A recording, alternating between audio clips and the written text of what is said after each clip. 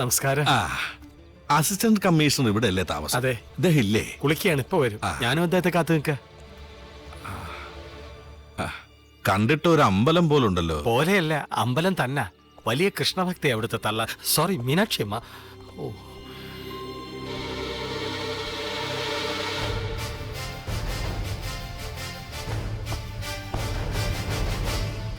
നമസ്കാരം. നമസ്തേ. സ്റ്റേഷനിൽ പോയിരുന്നല്ലേ? ഉവ്വ. അല്പം മുമ്പ് സ്റ്റേഷനിൽ നിന്ന് വിളിച്ചപ്പോൾ പറഞ്ഞിരുന്നു. അവരാ അഡ്രസ് തന്നത്. AC-യോട് എനിക്കൊരു കാര്യം പറയാനുണ്ടായിരുന്നു. അകത്തേക്ക് വേണ്ട, ഒന്നങ്ങോട്ട്. ഇവിടെ അടുത്തൊരു പള്ളിയിലെ മുസ്ലിയാർ എന്നോടൊരു കാര്യം പറഞ്ഞു. അത്ര പരിചയമില്ലാത്ത ചിലരെ അടുത്ത് പള്ളിയിൽ കണ്ടതായിട്ട്.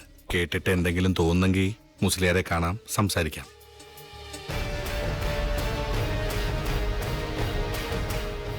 ഞാനൊന്ന് ആലോചിച്ചിട്ട് മറുപടി പറയാം. മതി. എന്നാ പിന്നെ ഞാനങ്ങോട്ട്. ചതി. ഇതിൽ ചതിയുണ്ട് സാർ. എന്ത് കാരണം പറഞ്ഞുകൊണ്ടായാലും പള്ളിയിലോ പള്ളി പരിസരത്തോ പോലീസ് കയറി എന്നറിഞ്ഞാൽ പിന്നെ നടക്കുന്ന കഥ വേറെയാ. തീയാളി കത്തും. അതിന്റെ റിയാക്ഷൻ സാറ് ചിലപ്പോൾ സർവീസിൽ തന്നെ ഉണ്ടാവില്ല. അവരുടെ ആവശ്യം അതാണെങ്കിൽ ഒന്നല്ല 100 വട്ടം ആലോചിക്കണം സാർ. പോകാം. അയ്യോ ഈശ്വര, എന്റെ ദൈവമേ, ഇടയ്ക്ക് ഹാജിയാർ വന്നു കയറിയതുകൊണ്ട് സാറിനോട് പറയാൻ വന്ന ഒരു പ്രധാനപ്പെട്ട കാര്യം ഞാൻ മറന്നു. എന്ത് കാര്യം? വിവരം ഞാൻ രാവിലെ സാർ അറിഞ്ഞത്. പുലിമുരുകനെ അലിയെയും അശോകന്റെ മകൾ അഡ്വക്കേറ്റ് മധുമിത കോടതിയിൽ നേരിട്ട് ഹാജരാക്കി ജാമ്യം എടുക്കാൻ പോകുന്നു. എന്നിട്ട് ഇപ്പോഴാണ് ആ കാര്യം പറയുന്നത്? മറന്നുപോയി സാർ. ജീപ്പ് നേരെ കോടതിയുടെ.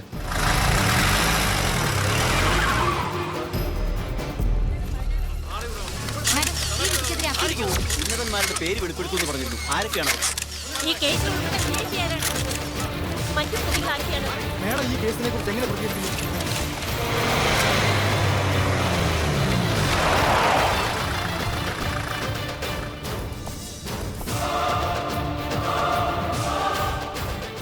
രണ്ടു മാസത്തിനുള്ളിൽ ആർഗ്യുമെന്റ് ഉണ്ടായിരിക്കും. അതുവരെ എവിടെയും പോകരുത്.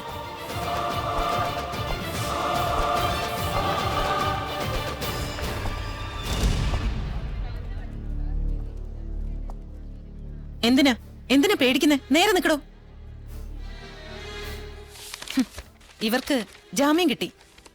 അങ്ങനെ എപ്പോഴും ജയിച്ചാൽ ശരിയാവില്ലല്ലോ. ജാമ്യം എന്ന് പറഞ്ഞാൽ പ്രതികളെ വെറുതെ വിട്ടുകൊണ്ടുള്ള വിധിയാണോ? അങ്ങനെ വല്ല വ്യാഖ്യാനവും പുതുതായിട്ടുണ്ടോ രമണൻ സാറേ? വക്കീലിന്റെ പ്രഖ്യാപനം കേട്ടപ്പോ എനിക്ക് തന്നെ അങ്ങനെ ഒരു സംശയം. അങ്ങനൊന്നും ഇല്ല സാർ. ചിലപ്പോ മാഡം അങ്ങനെ തെറ്റിദ്ധരിച്ച് കാണും. എന്താ രമണൻ സാറേ വക്കീലിന് ദേഷ്യം വരുന്ന കാര്യങ്ങളൊക്കെ പറയുന്നു? നമ്മുടെ വക്കീൽ പണിയിൽ നല്ല പുരോഗതിയുണ്ട്. ഇനി ഇതുപോലെ റൗഡികളും കള്ളന്മാരും തെരുവ് ഗുണ്ടകളും ധാരാളം ഭൗതിയെ തേടി എത്തും ലീഗൽ അഡ്വൈസിന്. പറഞ്ഞാൽ നിങ്ങളെക്കാൾ വലിയ ഗുണ്ട വേറെയില്ല. ഒരു വ്യത്യാസമേ ഉള്ളൂ ഇവരും നിങ്ങളും തമ്മിൽ. നിയമവിരുദ്ധമായി ഇവരത് ചെയ്യുമ്പോ നിയമത്തിന്റെ മറവിൽ താനത് ചെയ്യുന്നു. സംസാരത്തിൽ അല്പം മാന്യതയാവാം. ഇതിലും ചീപ്പായ ഒരു വാക്ക് കിട്ടാനില്ല എനിക്ക്. എങ്കിൽ മിണ്ടാതിരിക്കുന്നതാണ് ഭേദം. താൻ ആരോടത് പറയാൻ? ഈ പോലീസ് നാക്കും അതിൽ നിന്ന് വരുന്ന വാക്കും. Be careful. പക തീർത്തു വന്ന അഹങ്കാരത്തിൽ നിൽക്കുമ്പോൾ ഒന്നും മനസ്സിലാവില്ല.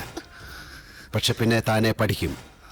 തോളത്ത് കയറ്റി വെച്ചിരിക്കുന്ന ഈ വേതാളങ്ങളെ ഇറക്കി വിടാൻ പാടുപെടുമ്പോ അന്ന് എനിക്ക് ഈ മുഖമൊന്ന് കാണണം.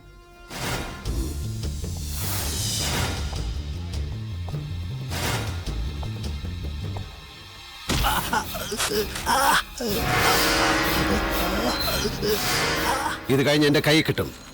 ഇടിച്ച് എന്റെ കൂമ്പ് ഞാൻ കളികളയും റാസ്കൽ.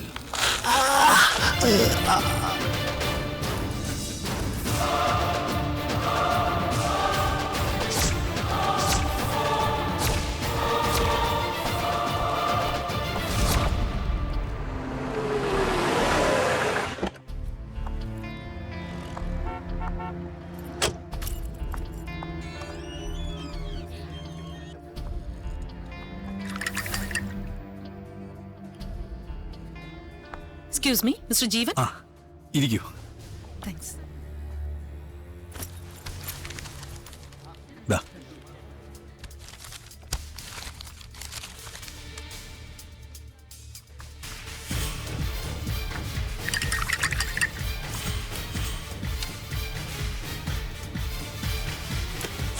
പറഞ്ഞ എമൗണ്ട് ഉണ്ട്.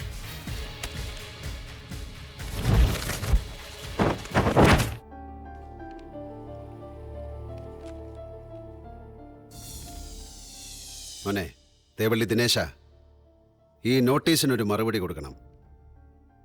അബ്യൂസ്മെന്റ് of woman in a public place, പരസ്യമായ സ്ത്രീ പീഡനം. ഇങ്ങനൊരു കേസ് എന്തിനാ വനിതാ കമ്മീഷൻ കേൾക്കുന്നത്? നേരിട്ട് കോടതി കേൾക്കട്ടെ, അതല്ലേ പ്രൊസീജിയർ. തേവള്ളി മറുപടിയിൽ അത് വ്യക്തമായി ചോദിക്കണം. ബുദ്ധിമുട്ടാണ്. അഡ്വക്കേറ്റ് മധുമിത കംപ്ലൈന്റ് ചെയ്തത് ബാർ കൗൺസിലില്ല. കൗൺസിലാണ് കോടതിയുടെ കേസ് വനിതാ കമ്മീഷൻ കേൾക്കട്ടെ എന്ന് റിക്വസ്റ്റ് ചെയ്തത്. ഇതിലൊരു കെണി ഉണ്ട് കല്യാണി. ഇതുപോലൊരു കേസ് വനിതാ കമ്മീഷന് മുമ്പിലെത്തിയ തനിക്ക് ഒരു പ്രതീക്ഷയും വേണ്ട. പിന്നെ ഞാനൊന്ന് നെഗോഷിയേറ്റ് ചെയ്ത് നോക്കട്ടെ അഡ്വക്കേറ്റ് മധുമിതയുമായി ഒരു ഔട്ട് ഓഫ് കോർട്ട് സെറ്റിൽമെന്റിന്. പക്ഷെ അത് പരസ്യം മാപ്പോറേണ്ടി വരും. അത് നടക്കില്ല മോനെ തേവള്ളി ദിനേശ. വേറെ പോകാൻ വഴിയുണ്ടെങ്കിൽ പറ. ആ ഫോട്ടോ ഞാൻ കണ്ടതാണ്. അത്രയ്ക്കൊന്നും വേണ്ട. ഒരാള് തന്നെ കയറി പിടിച്ചു എന്നൊരു പെണ്ണ് ചുമ്മാ പറഞ്ഞാൽ മതി. അറിയാലോ, ഒരു പ്ലെയിൻ കുത്തനെ പൊങ്ങിയപ്പോ ഒരു മന്ത്രിയുടെ കസേര എറിച്ചു. പഴയ കാലമൊന്നും അല്ല Kalyani. You lose your job. Sure. ജോബല്ല, ജീവൻ പോയാലും ഞാൻ മാപ്പ് പറയില്ല. നിനക്കതിനൊരു മറുപടി കൊടുക്കാൻ പറ്റുമോ? തൂക്കുന്ന ഉറപ്പായ ഒരു കേസിൽ ഞാൻ അപ്പിയർ ചെയ്യണോ? വേണ്ട. തേവള്ളി ദിനേശൻ ജയിക്കുന്ന കേസിൽ മാത്രം അപ്പിയർ ചെയ്താൽ മതി. കറുത്ത ഉടുപ്പിട്ടില്ലെന്നേ ഉള്ളൂ. 4-5 വർഷം നിയമം ഞാനും പഠിച്ചതല്ലേ. നോക്കട്ടെ. മറ്റൊരു മാർഗമില്ലെങ്കിൽ എനിക്കൊരു കടും കൈ ചെയ്യേണ്ടി വരും. നിന്നോടല്ല ഇഷ്ട.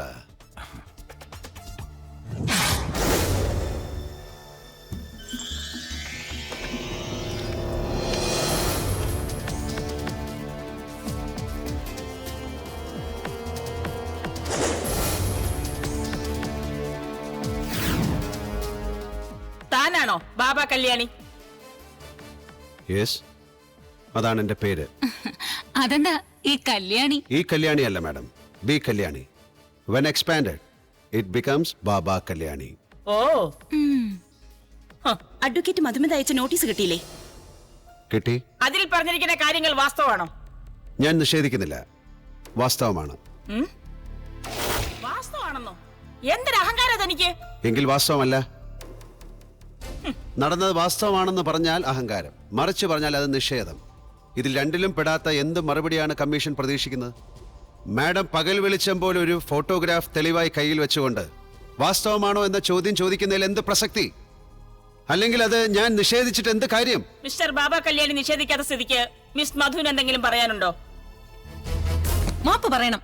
ചെയ്തു പോയ തെറ്റിന് പരസ്യമായി മാപ്പ് പറയണം. അതിൽ കുറഞ്ഞ ഒരു കോംപ്രമൈസിന് ഞാൻ തയ്യാറല്ല.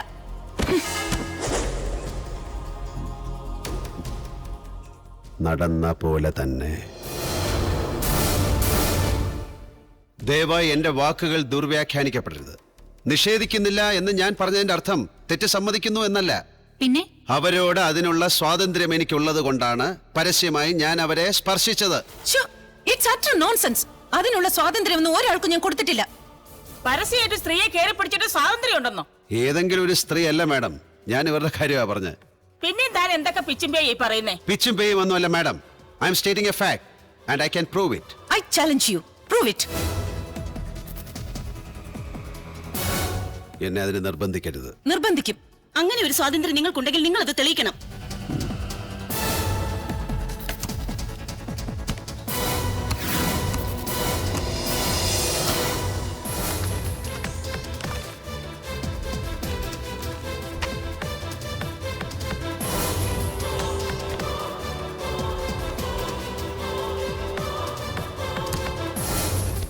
അന്ന് കോടതി മുറ്റത്ത് വെച്ചല്ല ഞാൻ ആദ്യമായി ഇവരെ തൊട്ടത്. അതിനു മുമ്പും അവരുടെ ദേഹത്ത് ഞാൻ തൊട്ടിട്ടുണ്ട്. അവരെന്നെ തലോടിയിട്ടുണ്ട്. ഞാനും. ഞങ്ങൾ പരസ്പരം വാരി പുണർന്നിട്ടുമുണ്ട്.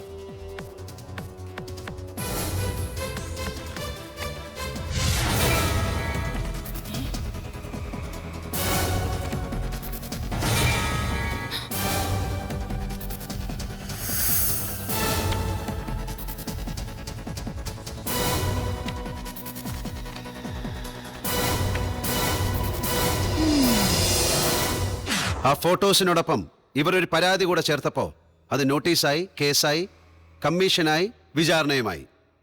My intention was pure when I touched in the premises of the court. എനിക്കതിനുള്ള സ്വാതന്ത്ര്യമില്ല എന്ന് നിഷേധിക്കാൻ ഇപ്പോൾ കമ്മീഷന് കഴിയില്ല. മിസ് മധുവിനും കഴിയില്ല. Because she is my lover. No, നിങ്ങൾ പറഞ്ഞത് തിരുത്തണം. ഈസല്ല, വാസ്. അന്നുണ്ടായിരുന്നു, ഇന്നില്ല. സോറി, ഒരു തിരുത്തലിനും ഞാൻ തയ്യാറല്ല. അന്നും ഇന്നും എന്നും അതെന്നിലുണ്ടാവും.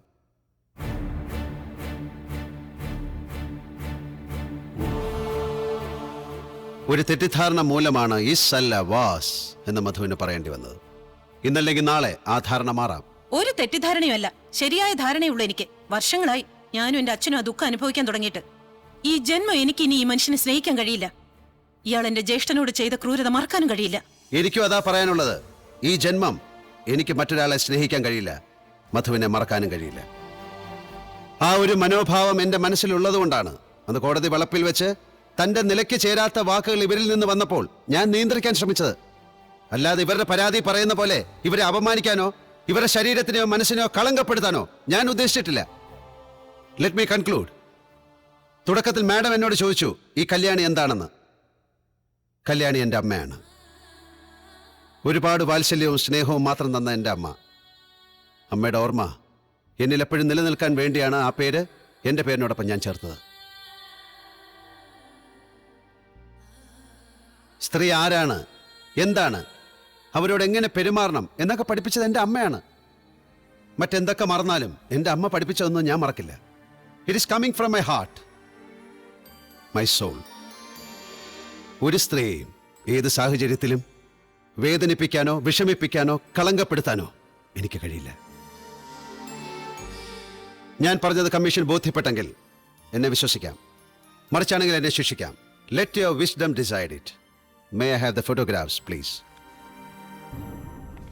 Thank you.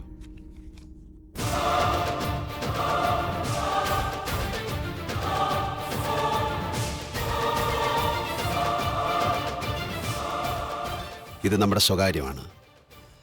നിർബന്ധിതനായതുകൊണ്ടാണ് ഒരു തേർഡ് പേഴ്സൺ ഇത് കാണാനിടയായത്. ഞാൻ ക്ഷമയോഗ്യക്കുന്നു. I am sorry.